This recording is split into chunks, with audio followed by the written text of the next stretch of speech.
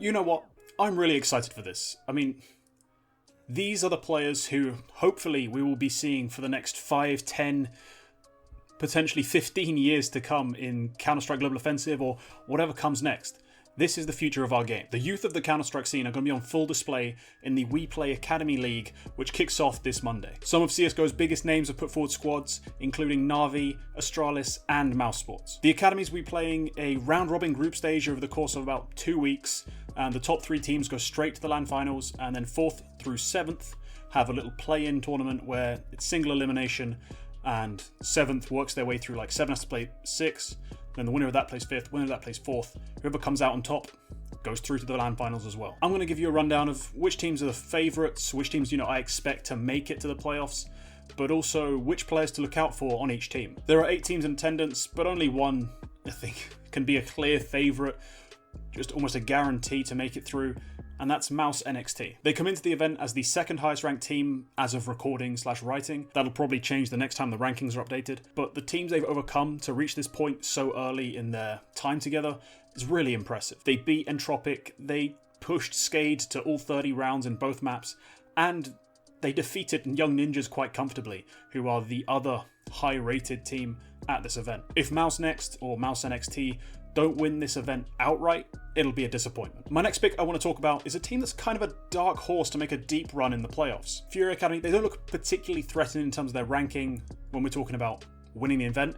They look poised to make the playoffs at least, but their climb through the Brazilian scene I think shows that they could be a little scary come playoff time. They've won over half their games since coming together in June, which is an impressive win rate for these sorts of academy sides. Most of them barely scrape 30% win rates. Their extra confidence given to them by this run of form should give them some sort of extra impetus to perform above what their ranking might suggest. I'm not going to guarantee you that they're going to make it to the final, but they're definitely going to secure a playoff berth, and they could be scary come knockouts. Moving on to the Young Ninjas, who of course should be expecting playoffs as a minimum. The team has been quite good in recent months. They beat MIBR and, more impressively, beat Copenhagen Flames in best of 3s, which is quite awesome. Considering the team has an average age below 18, which is the youngest at this event, they're an incredibly exciting team to follow. Not only do they play good Counter-Strike, but they're so young. There's so much still to see from these players. This team is poise and polish, at least relative to their opposition, and reaching the playoffs is a must. Expect them to be in the grand finals. Na'Vi Junior should be lock-ins to make the playoffs. The question is then, how far can they go after that? They have one of the most experienced rosters at the event, as in they've been playing together since I think late March this year, this exact 5-man lineup. They haven't played that much, and their results are all over the place, but the amount of scrims they've played together, the amount of practice they've had together, and the amount of potential we've seen from them is quite impressive. They attended the Blast Rising event earlier this year and picked up wins against Sinners and the Budapest 5 in best of 3s, which are both incredibly huge scalps to take, so clearly this team has firepower for days. Na'Vi Junior have a clear edge over all but the best teams at this event, so expect them to be in the playoffs, and then expect some dangerous things, because they do have a wild amount of firepower in their lineup. Now I want to get into the players to watch for each team. Now for Astralis talent, keep an eye on Void and Vigo. Vigo has been the best performing rifler on the squad since Xiphon left, and Void has overall been the most impactful, and he's AWPing, so expect those two to be the guys to step up if Astralis talent are going to make a dent at this event. Bear in mind though, they haven't won a game since April. Their stats are quite reflective of this. Look, neither of them look impressive. This is the best of the bunch, and when you watch them play, it's clear that the team just isn't up to snuff to play against these senior sides. Could they make a run here?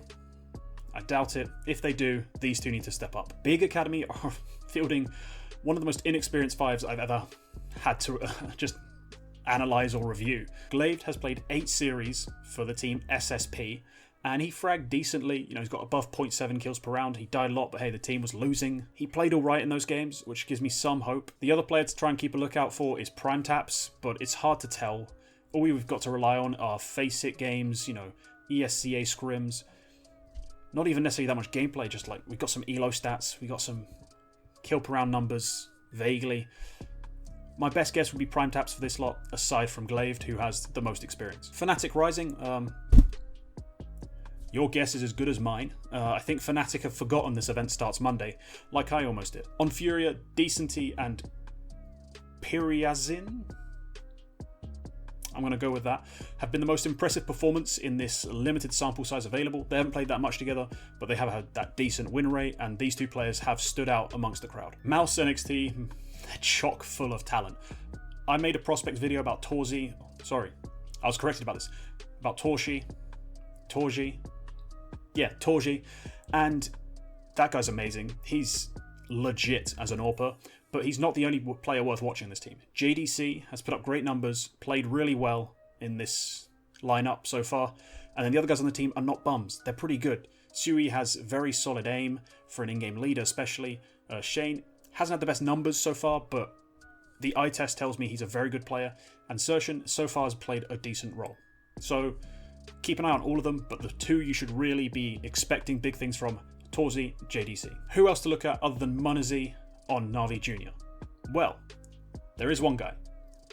Onkir, I think. Names are a bit hard to pronounce here. He's put in great work on the rifles alongside MONESY on the AWP.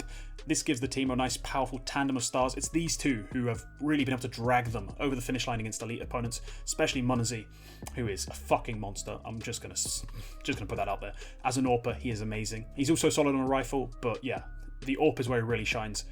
Watch out for those two. If they pop off, anything could happen. Young Ninjas, the academy of the team with the worst logo on the planet, have a couple of interesting players to keep an eye on. Fuzi on the AWP is likely to put up decent numbers, and that's helped in no small part by ZTR, who played on the main NIP squad for a little while, who is arguably the only support / IGL at this event that I would say you should keep an eye on. Watching him in NIP, it's clear he has great fundamentals and a great feel for the game. It's why he even did some calling and is calling in this squad. If this team's performing well, you should be keeping an eye on ZTR, because you're going to see some really interesting and cool things from him as he plays the game the right way. Having not watched much, if any, of VP Prodigy prior to this event, I had to outsource my intel to the same place that I get my thumbnails, Bosnia.